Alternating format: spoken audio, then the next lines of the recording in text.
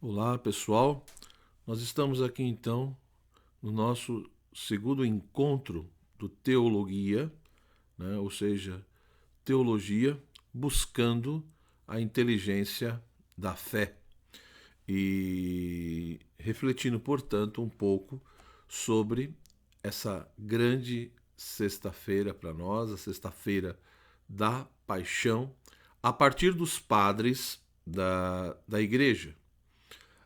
Eu gostaria então de ler para vocês um texto de São Cirilo de Alexandria, que viveu no século V, que foi também um grande doutor da igreja.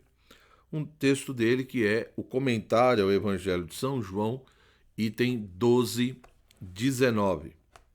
E o texto, São Cirilo diz assim: Jesus tomou a cruz sobre si e saiu para o lugar chamado Calvário, em hebraico Gólgota. Ali o crucificaram. Conduzem à morte justamente o autor da vida, mas sua paixão, que tinha por meta a nossa salvação, acabaria por ter, por virtude divina e graças a um desígnio providencial que supera em muito nossa compreensão, um resultado diametralmente oposto ao que imaginavam os judeus. Na realidade, a paixão de Cristo era algo assim como um laço estendido ao poder da morte, visto que a morte do Senhor era o princípio e a fonte da incorruptibilidade e da novidade da vida. Mesmo assim, ele avança levando sobre seus ombros aquele madeiro sobre o qual iria ser crucificado, estando já condenado à sentença capital, mesmo sendo completamente inocente. E isso por nossa causa. Realmente assumiu sobre si as penas com a qual a justiça procedente da lei ameaça aos pecadores, tornando-se o maldito por nós, porque diz a Escritura: maldito todo aquele que for suspenso do madeiro. E malditos éramos todos nós, nós que nos negávamos a obedecer à lei divina. Na realidade, todos havíamos pecado muito. E por nossos pecados foi tido por maldito quem não conheceu o pecado, para libertar-nos da antiga maldição. Bastava de fato que por todos padecesse um só, o qual, sendo Deus, está acima de todos. Com a morte de seu corpo, procurou a salvação de todos os homens. Cristo, pois, levou a cruz que certamente nós merecíamos, e não ele, se temos em conta a condenação da lei. De fato, assim como andou entre os mortos, não por ele, mas por nós, para reconduzir-nos à vida eterna, uma vez destruído o império da morte. Assim também carregou a cruz que correspondia-nos, condenando em si mesmo a condenação derivada da lei. Portanto, daqui em diante, todos os iníquos fecharão a boca, como cantamos no Salmo 106, versículo 42, porque o inocente morreu pelos pecados de todos. Ainda mais, deste comportamento de Cristo, podemos tirar muitos motivos para estimular-nos a empreender com uma maior decisão a vida de santidade. Não chegaremos realmente à perfeição e à total união com Deus, a não ser antepondo seu amor à vida terrena e propondo-nos lutar corajosamente pela verdade, tal como nos exortam inclusive as circunstâncias atuais. Belamente o expressou nosso Senhor Jesus Cristo: o que não carrega a sua cruz e não me segue, não é digno de mim. Em efeito, tomar a sua cruz significa, conforme creio, nem mais nem menos que renunciar ao mundo por ele e preterir, chegada a ocasião, a vida corporal aos bens que esperamos, desde o momento em que nosso Senhor Jesus Cristo não se envergonha de levar a cruz e de sofrer por nosso amor.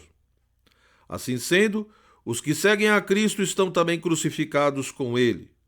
morrendo à sua antiga conduta, são introduzidos em uma vida nova, conforme ao Evangelho. Por isso dizia Paulo: os que são de Cristo Jesus crucificaram sua carne com suas paixões e concupiscências. E novamente, como que falando de si, diz a todos: na realidade, pela fé eu morri para a lei, a fim de viver para Deus. Estou crucificado com Cristo. Já não sou eu que vivo, mas Cristo que vive em mim. E aos Colossenses lhes disse: se morreis com Cristo aos elementos do mundo, por que vos submeteis às regras, como se ainda vivesseis sujeitos ao mundo? De fato, a morte do elemento mundano que há em nós nos introduz na conversão e na vida de Cristo. Então veja, meu irmão, minha irmã, que texto tão belo de São Cirilo de Alexandria, né? Esse grande doutor da igreja. Um texto, né, esse comentário, o Evangelho de São João 12:19, um texto que, se nós lermos com calma e pensarmos com calma, a gente percebe que ele tem dois momentos, duas partes muito bem definidas, né? Que era bem próprio do pensamento e da postura, do modo de explanar a fé, né, dos padres da igreja. No primeiro momento, São Cirilo, ele enfoca, ele chama atenção para um aspecto doutrinal, ou para uma dimensão doutrinal da fé cristã.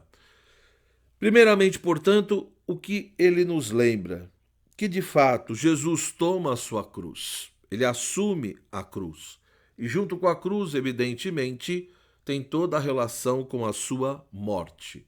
Então ele procura salientar todo esse momento de paixão, de sofrimento, de dor que nosso Senhor passou fisicamente, né, mas também espiritualmente, toda a humilhação que Cristo passou e, além disso, o ápice disso, a sua morte, né? Como ele diz, se conduziu à morte o autor da vida, aquele que é, né, o Criador de todas as coisas, aquele que é o autor da vida, foi levado à morte.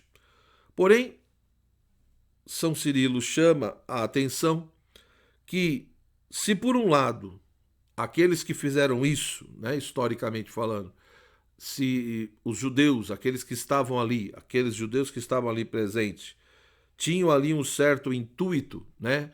Ou fizeram isso por determinados motivos, ou imaginavam determinadas coisas. Na realidade, São Cirilo diz que, no fundo, existia um desígnio providencial. A providência divina permitiu tudo isso, né? Deus, na sua infinita bondade e misericórdia, por intermédio da paixão e da morte de nosso Senhor, ele, na realidade, tinha como objetivo, ou seja, a paixão e a morte de Cristo, tinha como grande meta e objetivo a nossa salvação, né? Ou seja, se por um lado achava-se muitas vezes, aqueles que fizeram todo esse processo, que estariam destruindo Cristo, né? Estariam talvez até impedindo que ele realizasse aquilo que ele queria, no fundo, acabaram sem querer colaborando para que ele cumprisse a sua missão, para que a grande meta da sua paixão e morte, de fato, ocorresse, que era a nossa redenção, a nossa salvação. Portanto, o resultado é totalmente oposto àquilo que muitos imaginavam, né? No fundo, São Cirilo diz, então, que a paixão de Cristo era algo assim como um laço estendido ao poder da morte. Por quê? Porque a morte de Jesus na cruz, ela de fato não é o fim de tudo, não é ela que dá a última palavra, não é um sinal de derrota, mas sim se torna a fonte de incorruptibilidade e a fonte de vida nova, né? Ele leva em seus ombros o madeiro da cruz, sinal, né? Ou seja, aqueles que eram condenados à pena capital é que levavam esse madeiro. E ele, que era profundamente inocente, carrega essa cruz, carrega esse madeiro e esse madeiro se transforma, né, em fonte de bênção, de salvação e de vida nova. Por quê? Porque realmente quem merecia a cruz, segundo São Cirilo, éramos nós, né? Jesus levou uma cruz que ele não merecia porque ele era inocente. Mas por amor a nós, ele então carrega os nossos pecados, né? Ele não conheceu o pecado e, ao mesmo tempo, essa cruz, esse madeiro, que era reservado aos condenados, àqueles que eram vistos como malditos, né?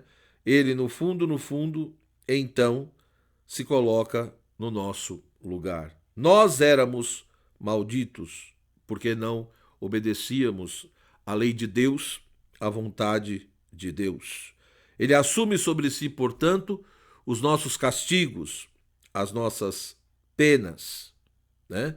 Porque, de acordo com a justiça, na medida em que não obedecíamos à lei de Deus, tínhamos então ali algo a pagar, né? Havia ali uma condenação, havia ali uma pena, havia uma maldição sobre a humanidade devido à sua desobediência. E, portanto, ele, por amor a nós, assumindo o nosso lugar, carrega a nossa cruz e por nossos pecados, ele foi tido por maldito. Ele que não conheceu pecado nenhum, né? Portanto, pelo padecimento de um que está acima de todos, porque não era apenas homem, mas também Deus, ele que está acima de tudo pela sua divindade, com a sua morte, ele nos garante, né? Com a sua paixão, com a sua morte, ele nos introduz no âmbito da redenção, né? Logo, ele acaba condenando em si mesmo a condenação que era derivada da lei. A condenação que existia sobre a humanidade, sobre todos os seres humanos, pelo fato de nós não vivenciarmos a vontade de Deus, a lei de Deus, Cristo, ele condena em si mesmo ao dar a sua vida, pela sua paixão, pelo seu sofrimento, né, pelo seu calvário, pela sua morte na cruz, ele condena em si a condenação que existia sobre nós. Ou seja, um inocente, por amor, deu a vida por todos. Logo, São Cirilo de Alexandria, ele nos lembra um ponto fundamental da nossa fé, a dimensão de redenção e a dimensão sacrificial da morte de Cristo, que é muitas vezes negada hoje em dia, né? A ideia de que muitas vezes a morte de Jesus foi apenas resultado de um desenvolvimento histórico, ou seja, como ele incomodou poderosos, determinados grupos na sociedade, então, no fundo, Jesus foi mais um inocente perseguido e condenado pelo sistema político-econômico, né? A morte de Cristo, portanto, teria sido simplesmente um grande assassinato, resultado de uma certa perseguição política. E São Cirilo de Alexandria vem nos lembrar que isso pode ser a aparência dessa morte, mas na realidade há um desígnio mais profundo, há algo muito mais profundo nesse fato. Ou seja, a paixão de Cristo e a morte de Cristo na cruz é a maior expressão do amor do Pai e do amor do Cristo, do amor de Deus por cada um de nós. O ser humano que tinha toda uma maldição e condenação sobre si, Cristo, pela sua paixão e morte, ele anula, ele condena essa condenação. Ele condena em si mesmo. Ele vence a morte pela morte, né? A questão é que São Cirilo, então, procura mostrar, repito, essa dimensão sacrificial, né? Essa expressão do amor.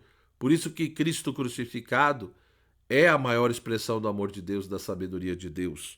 E São Cirilo lembra como que isso, muitas vezes, transcende e ultrapassa a nossa capacidade de compreensão e entendimento, de querer submeter, muitas vezes, tudo, né, aos princípios e à lógica da razão, ou o que é pior, a uma interpretação materialista e de luta de classes dessa morte.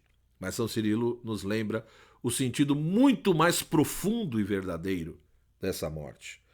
E a segunda parte do texto, como sempre também, depois que ele salienta o aspecto doutrinal da nossa fé, ou um ponto da doutrina, ele lembra o aspecto moral, né? Ou seja, aquilo que cremos tem que ter uma repercussão na nossa vida de uma maneira muito concreta, no nosso modo de pensar, nosso modo de agir, né? No nosso comportamento, na nossa conduta.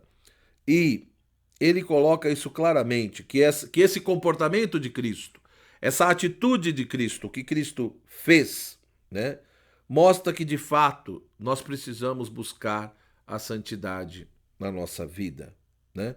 E não só mostra, mas ele diz que tudo isso nos estimula, tudo isso nos impulsiona a buscar a santidade com maior firmeza, com maior decisão, né? E evidentemente que chegando a essa santidade significa justamente como Cristo vem e não faz a sua vontade, mas a vontade do Pai. Se nós queremos de fato sermos santos, nós precisamos adequar a nossa vontade à vontade de Deus. E São Cirilo também nos lembra aqui que nós não chegaremos a essa perfeição, a essa santidade, a essa união profunda com Deus, a não ser que nós coloquemos o amor a Deus, o amor à vida eterna, acima de todas as coisas, né? Ele coloca duas coisas, ou seja, de fato, se queremos atingir essa perfeição, precisamos procurar amar a Deus acima de tudo, precisamos buscar aquilo que é perene, aquilo que é eterno, e precisamos buscar, junto com tudo isso, a verdade. E ele coloca, né, ele diz, inclusive nas circunstâncias atuais, ou seja, ali no século V, todo mundo sabe, e mesmo antes, né, as grandes controvérsias que existiam, as grandes confusões, as falsas doutrinas, coisas muito parecidas com o que nós vivemos hoje. Quantas confusões, quantas falsas doutrinas, quantas ideias, né, quantas expressões que se dizem fé católica ou fé cristã, que muitas vezes não corresponde àquilo que Jesus ensinou, àquilo que os apóstolos deixaram para nós. Então ele coloca isso. Precisamos antepor, né, o amor a Deus, o amor à vida, à vida eterna com aquilo que é terreno. Não que o terreno seja ruim, seja intrinsecamente mal, não é isso. Mas se eu quero realmente ser santo e atingir a perfeição, eu preciso buscar as coisas perenes, eu preciso amar a Deus acima de tudo. E, portanto, essa vida terrena, ela não é um fim em si mesma, ela é um meio para que eu atinja essa vida eterna. Eu sou um peregrino, eu estou aqui de passagem. E aí a importância também de buscar a verdade e procurar viver essa verdade. E São Cirilo lembra que o próprio Cristo nos ensinou que aquele que não carrega a sua cruz, né, ele não tem como me seguir verdadeiramente. Ou seja, se eu quero seguir a Cristo, eu preciso carregar a minha cruz e segui-lo. Porque aquele que não carrega a sua cruz e não me segue, o Senhor diz, ele não é digno de mim. Então nós também precisamos aprender a carregar a nossa cruz. Nós precisamos unir a nossa cruz à cruz de Jesus. Na verdade, né, colocando esse amor de Deus acima de tudo, amando a Deus sobre todas as coisas e, na verdade, carregarmos também a nossa cruz.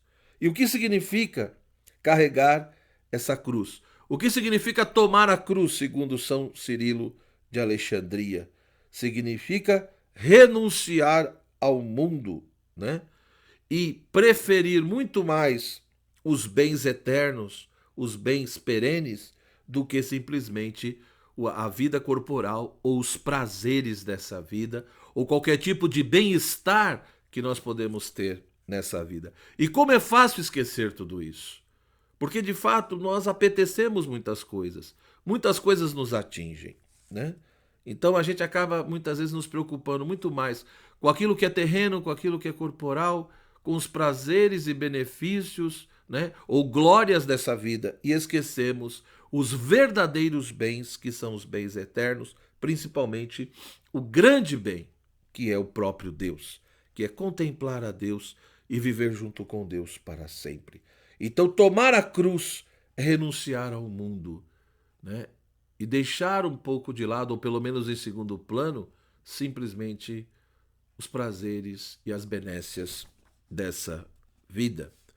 E aí São Cirilo termina, então, salientando esse aspecto moral, que aqueles que seguem a Cristo também foram crucificados com ele.